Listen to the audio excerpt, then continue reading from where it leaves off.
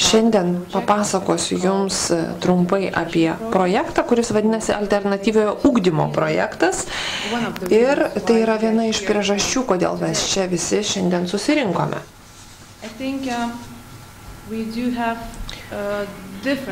Aš manau, kad priežasčių, kodėl susirinkome į šį kongresą, kiekvienas turime skirtingų, tačiau yra 3 pagrindinės priežastys.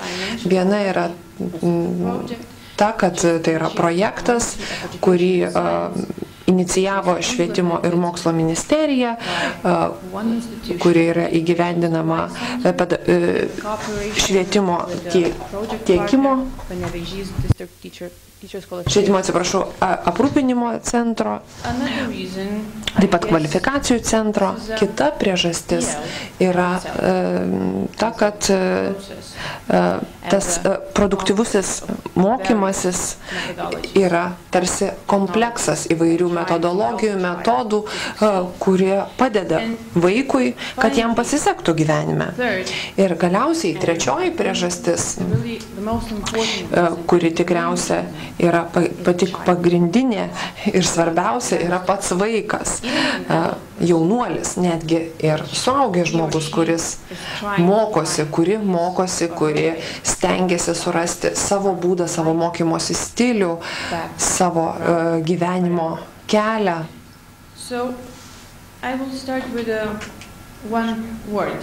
Pradėsiu nuo vieno žodžio. Kepurė, skrybėlė, paprastas, tikriausiai daugelis jį atpažįstate.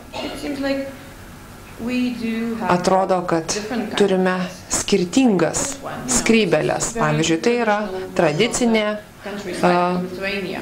skrybėlė, kurią dažnai dėvi ar daro dirbdami kaimuose žmonės. Dar viena štai yra spalvinga, tarsi vaikiška kepurė. Žaisminga kepurė, bet mes suaugę irgi kartais elgiamės kaip vaikai. Taip galėtų būti ir meksikietiška skrybėlė. Taip pat galėtų būti ir tokia štai graži, elegantiška, stilinga skrybėlė, kepurė. Taigi, atrodo, kad tos kepurės, tos skrybėlės yra tarsi mūsų aprangos dalis, kurias mes slepiame drabužinėje, dėvime ant galvos. Tačiau jeigu jos yra paslėptos kažkur drabužinėje, tai yra tarsi daiktas. Tačiau kai užsidedame jas ant savo galvų, tada pradedame kurti savo stilių.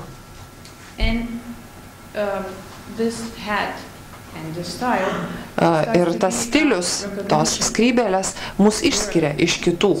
Tai tarsi tampa jūsų išskirtinumo ženklu. Ir yra žinoma, kad žodis stilius taip pat gali būti naudojamas ir švietime. Mokymosi stilius, kaip mes kažką darome, kaip mes tobulėjame, kaip mes siekiame švietimo tikslų. Taigi stilius. Atrodo, kad tai yra saviraiškos priemonė.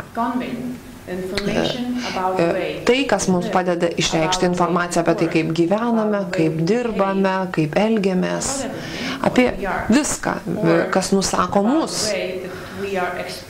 Taip pat, ko iš mūsų tikisi, bet galbūt mes elgiamės kitaip, dėl to, kad esame kitokie paprasčiausiai.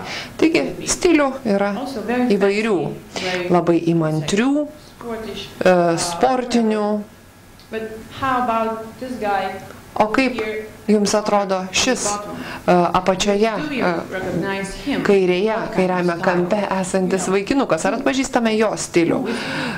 Kas jis ar ji? Taigi, bandau jums pasakyti, kad stilius yra priemonė parodyti, kuo išsiskiriame arba kaip norime išsiskirti iš kitų. Ar visuomenė mus atpažįsta dėl mūsų neįprasto stiliaus? Atrodo ir gyvenimas rodo, kad atsakymas yra ne. Taigi, Tuo išskirtinis yra ir mūsų galbūt projekto logo. Čia matote, yra 3 atskiros figūros. 2 yra panašios ir 3 yra visiškai kitokia. 2 keturkampiai rudi yra panašūs ir tik 3, geltonasis, skiriasi savo formą ir savo spalva. Galima pasakyti, kad rombas yra toks pat keturkampis, tačiau rombas yra toks pat keturkampis, tačiau yra pakreiptas kitaip, dėl to jis skiriasi nuo kitų ir įgauna kitokią formą. Taigi, noriu pasakyti, kad tas buvimas skirtingų, kitokių, ypač mokykloje, švietimo aplinkoje, reiškia buvimą nemotyvuotų kartais, sunkių,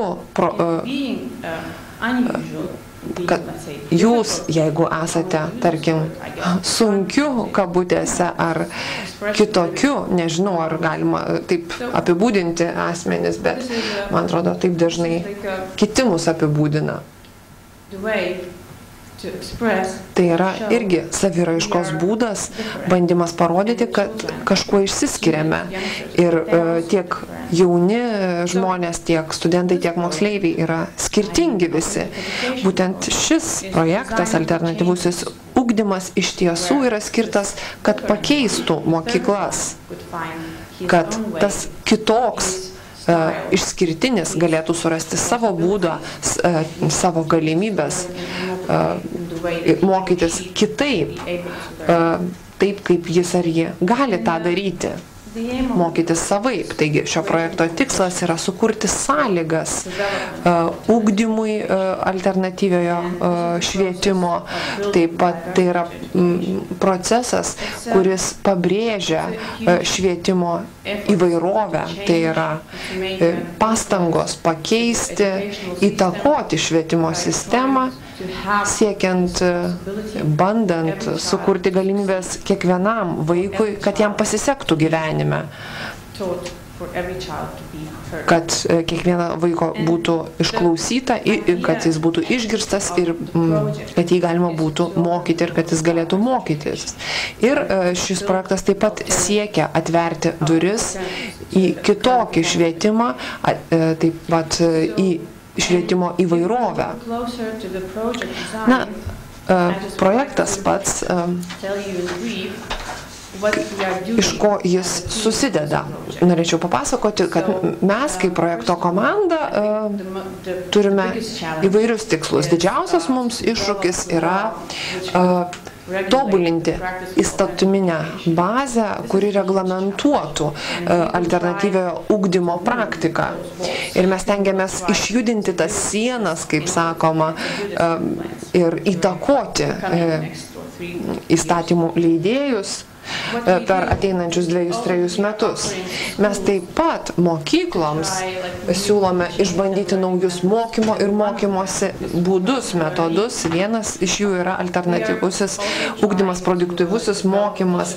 Mes stengiamės tobulinti mokytojų kvalifikacijas, kurti mokymo ir studijų programas ateities mokytojams.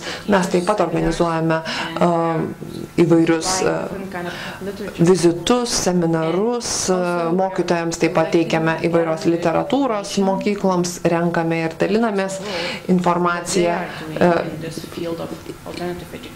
Lietuvoje ir dalinamės praktiką iš įvairių šalių, stengiamės apžvelgti užsienio šalių praktiką.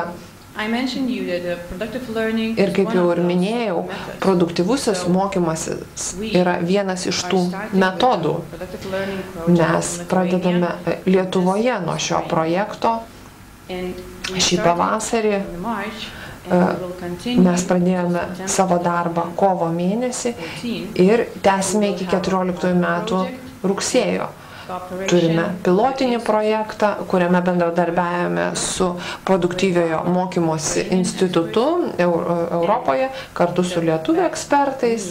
Ir gera žinia yra ta, kad mes bendradarbiavame su 3 mokyklomis ir 6 mokytojomis. Dėl to norėčiau, kad jūs atsistotumėt dabar ir pasirodytumėt mums visiems. Taigi pasveikinkite projekto mokytojas Kauno Rokų vidurinė mokykla.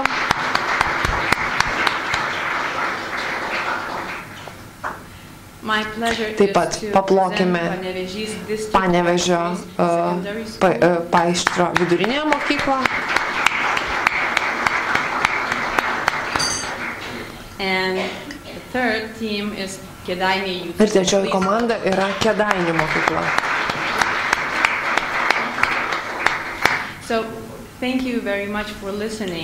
Ačiū labai, kad išklausėte mano pranešimo. Ta norėjau jums papasakoti apie projektą, apie jo perspektyvas, apie mūsų norus, apie mūsų planus. Jūsų savo ruožtų norėčiau paprašyti, kad nepamirštumėte išsiimti iš savo drabužinės savo skrybėlę.